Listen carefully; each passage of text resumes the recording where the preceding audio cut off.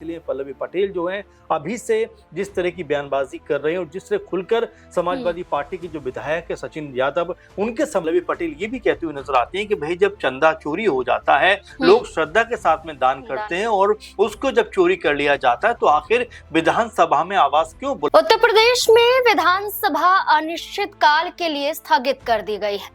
विधानसभा में अब कोई भी कार्यवाही तो नहीं होगी, लेकिन बीते दिनों हुए हंगामे के बाद एक बड़ा संकेत मिल गया है। क्या अपना दल कमेरावादी प्रमुख पल्लवी पटेल समाजवादी पार्टी के साथ फिर जुड़ सकती हैं? क्या पल्लवी पटेल 2027 का विधान समाजवादी पार्टी के साथ मिलकर लड़ना चाहती हैं? क्या विपक्ष का पूरा समर्थन पल्लवी पटेल कर रही? दरअसल बीते दिनों सदन के अंदर हंगामा हो जाता है। समाजवादी पार्टी के विधायक सचिन यादव उत्तर प्रदेश के मुख्यमंत्री योगी आदित्यनाथ की तस्वीर को लेकर विरोध दर्ज करते हैं, जिसके बाद स्पीकर द्वारा उन्हें सस्पेंड कर दिया जाता है, निलंबित कर दिया जाता है, जिसके बाद विपक्ष आग बबूला हो जाता है। और इस बीच में पल्लवी पटेल से भी सवाल किया जाता है तो विपक्ष का साथ देते हुए इसे अन्याय बताती है। खुलकर कहती हैं कि सरकार को तो जवाब देना ही पड़ेगा, विपक्ष का काम है सवाल पूछना, और अगर सवाल नहीं पूछे जाएंगे तो जवाब कहां से मिलेंगे। पल्लवी पटेल का एक समर्थन ये बताता है कि क्या 27 में बड़ा बदलाव होने वाला है। बता दें, सिर्फ एक समर्थन नहीं है, इससे पहले भी कई बार पल्लवी पटेल समाजवादी पार्टी का साथ देती हुई नजर आई है। चाहे अपर्णा यादव की बेटियों का जिक्र करते हुए वो कुछ कह रही हो, या फिर समाजवादी पार्टी के कई ऐसे सांसद जिन पर आरोप लगे उनके लिए सड़कों पर उतर गई हो, कई बार देखा गया। और इसी से जुड़े हुए सवाल बन जाते हैं, और सबसे बड़ा सवाल यही बनता है कि क्या पल्लवी पटेल सपा के साथ आना चाहती हैं।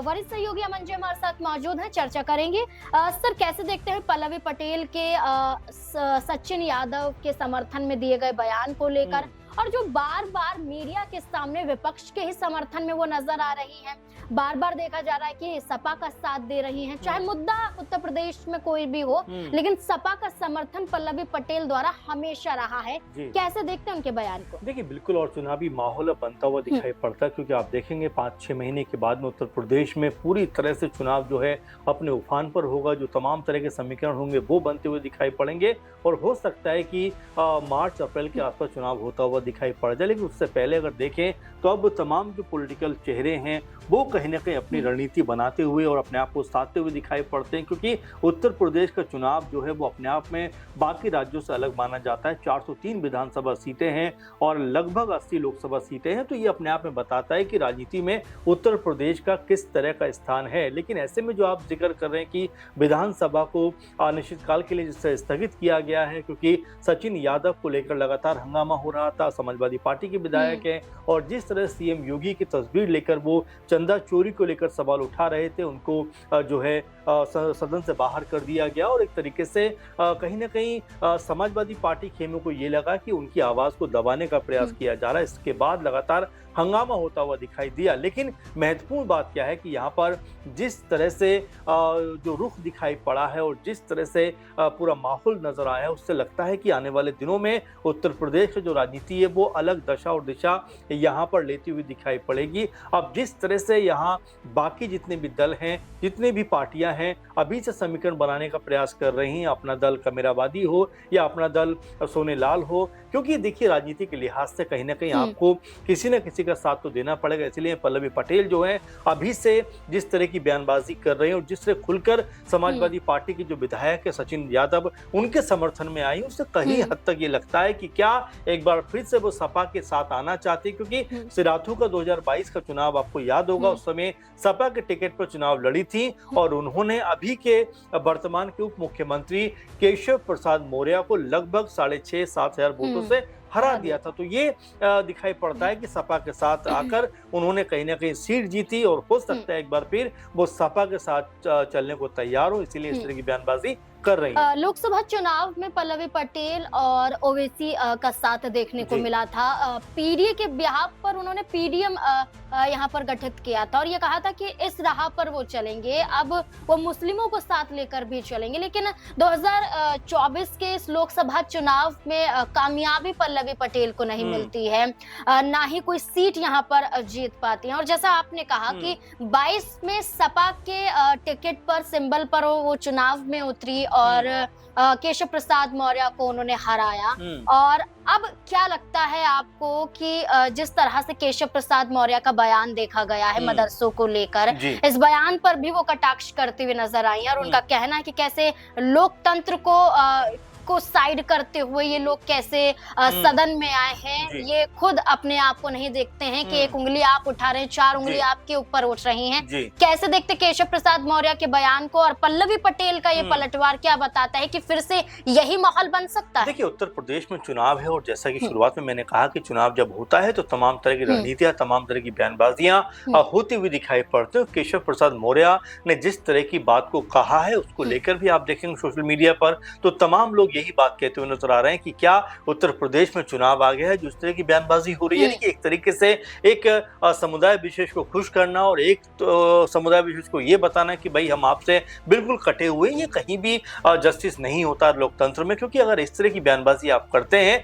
क्योंकि सरकार में आप हैं, सरकार में अगर आप 10 साल से उत्तर प्रदेश में अगर बीजेपी है और उसके बावजूद भी अगर मदरसों को लेकर इस तरह की बात करते हैं तो क्या आपने कोई उचित कार्रवाई नहीं की? क्या आपको पता है कि वहां पर ऐसा होता है फिर भी आप उसको चलने दे रहे हैं? तो सवाल कहने के फिर उनके ऊपर खड़े होते हुए नजर आएंगे। और दूसरा महत्वपूर्ण बात जो आप कह रहे हैं कि पल्लवी पटेल ने जिस तरह कहा है कि देखिए, बिल्कुल कोई भी जो बेहतर राजनीति करना चाहता होगा या करता है उसके लिए कभी भी धर्म जाति का कोई मुद्दा होता नहीं है। वो उससे हटकर विकास की बात करना चाहता है, बेहतर शिक्षा की बात करना चाहता है, बेहतर युवाओं के भविष्य की बात करना चाहता है। लेकिन अगर हम कुछ नेताओं को देखें तो वही जाति धर्म के ऊपर आकर अटक जाते हैं। पल्लवी पटेल ये भी कहते हुए नजर आती है कि भाई जब चंदा चोरी हो जाता है, लोग श्रद्धा के साथ में दान करते हैं और उसको जब चोरी कर लिया जाता है तो आखिर विधानसभा में आवाज क्यों बुलंद नहीं होगी? 403 जो विधायक है उनको लोगों ने चुनकर भेजा है, उनका आने का मतलब यही है कि जनता की आवाज को उठाएं और कहीं भी कोई गड़बड़ी आए उसको लोगों का जो भी उसके प्रति रुझान होता है उसको सरकार के समक्ष रखें। लेकिन अगर सरकार नहीं सुनेगी तो इस तरह का हंगामा होता हुआ दिखाई पड़ेगा। और केशव प्रसाद मौर्य ने जिस तरह से बयान दिया है, क्योंकि आपको ये भी देखना पड़ेगा 2022 में यही पल्लवी पटेल थी जिन्होंने केशव प्रसाद मौर्य को, हालांकि उस समय भी एक बड़ा नाम थे, उनको सिराथू से हरा दिया था। और इस तरह की बयानबाजी अगर केशव प्रसाद मौर्य करेंगे तो जाहिर बात है कि एक समुदाय विशेष जो है वो उनके खिलाफ चला जाएगा। क्योंकि इस तरह की अनर्गल जो बयानबाजी होती है वो कहीं ना कहीं अपने ऊपर भारी पड़ती हुई दिखाई देती है। इसीलिए जो पल्लवी पटेल हैं इस बात को रखती हुई नजर आती है कि बेहतर राजनीति करनी चाहिए और बेहतर तरीके के बयान देने चाहिए। क्योंकि अगर आप ऐसे बयान देंगे तो कहीं ऐसा ना हो कि जनता आपसे रूठती हुई दिखाई पड़ जाए। सर, 24 में पल्लवी पटेल को लेकर ये भी कहा गया था कि सपा से तो नाराज थी लेकिन कांग्रेस पार्टी से नाराज नहीं थी और कांग्रेस पार्टी के समर्थन में उनके लिए कई बड़े कदम पल्लवी पटेल ने उठाए थे। यहाँ तक वो कोशिश कर रही थी कि वो इंडिया गठबंधन का हिस्सा बन पाए, वो खुलकर सामने आ रही हैं। क्या लगता है कि कांग्रेस पार्टी के जरिए, राहुल गांधी या फिर समाजवादी पार्टी के जरिए अखिलेश यादव एक मौका पल्लवी पटेल को देते हुए नजर आएंगे? क्योंकि आप देखिए, सार्वजनिक तौर से, औपचारिक रूप से पल्लवी पटेल ने कभी ये नहीं कहा है कि गठबंधन से अलग हैं या वो फिर अलग से ही चुनाव लड़ेंगी, बल्कि संकेत ये मिलते रहे हैं कि नाराजगी थी लेकिन अब उस नाराजगी को वो दूर करना चाहती हैं। क्या लगता है मौका मिल सकता है? देखिए, पहली बात तो ये है कि राजनीति में दोस्त और दुश्मनी हमेशा तक होती नहीं है। क्योंकि पल्लवी पटेल के बारे में अगर बात करें, 2022 में उन्होंने सपा के टिकट पर चुनाव लड़ा था और चुनाव जीता भी था। तो ऐसे में कोई बड़ी बात नहीं कि एक बार फिर से वो सपा के साथ में मिलकर चुनाव लड़ते हुए दिखाई पड़े। लेकिन इसका दूसरा पक्ष ये निकलकर सामने आता है कि अखिलेश यादव बारंबार ये बात कहते रहे कि भाई जिन लोगों के साथ में उन्होंने चलने का फैसला किया है, जिन लोगों को आगे बढ़ाया, उन्होंने ही उनको एक तरीके से धोखा दिया। उन्होंने कई बातों को सामने रखा। क्योंकि आप देखिए 2022 में जयंत चौधरी भी सपा के साथ थे, जो ओपी राजभर है वो भी साथ में थे। लेकिन जैसे ही चुनाव बीतता है और अखिलेश यादव जो सत्ता में आने की बात कर रहे थे, सत्ता उनको नहीं मिलती, उसके बाद ये दोनों ही बड़े दल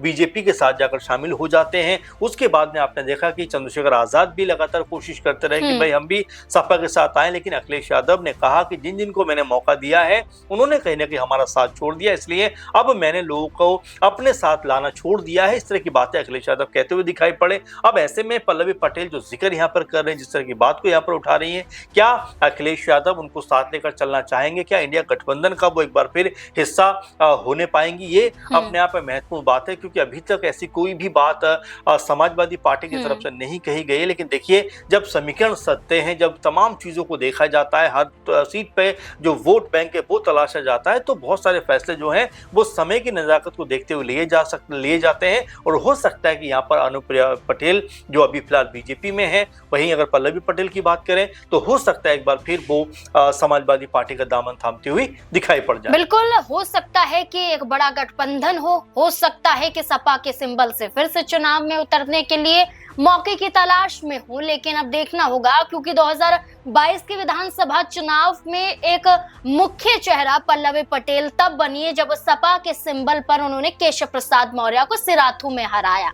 अब इसी जीत के साथ पल्लवी पटेल एक बड़ा चेहरा तो बन जाती हैं, लेकिन इसके बाद लगातार उनका कद घटता है, क्योंकि उपचुनाव हो या फिर राज्यसभा का चुनाव या फिर लोकसभा का चुनाव, हर मौके पर पल्लवी पटेल पिछड़ती हुई नजर आई, उनकी पार्टी पिछड़ती हुई नजर आई। जबकि उनकी बड़ी बहन अनुप्रिया पटेल की बात करें, जिनकी पार्टी अपना दल सोनेलाल है, वो भारतीय जनता पार्टी का एक बड़ा हिस्सा है, गठबंधन में है, खुद सांसद हैं और लगभग 12 से 13 विधायक उनके पास हैं। तो एक बड़ा मौका अनुप्रिया पटेल को मिला है, लेकिन पल्लवी पटेल आज भी मौके की तलाश में है। देखना होगा कि क्या 27 के चुनाव में कोई करिश्मा होगा, क्या पल्लवी पटेल को अखिलेश यादव का साथ मिलेगा, या फिर अकेले अपने दम पर कोई बड़ी जीत हासिल 27 के चुनाव में करती हुई पल्लवी पटेल नजर आ सकती है। इस पूरे मुद्दे को लेकर आपको क्या लगता है? अपनी राय हमारे साथ जरूर साझा करें। धन्यवाद।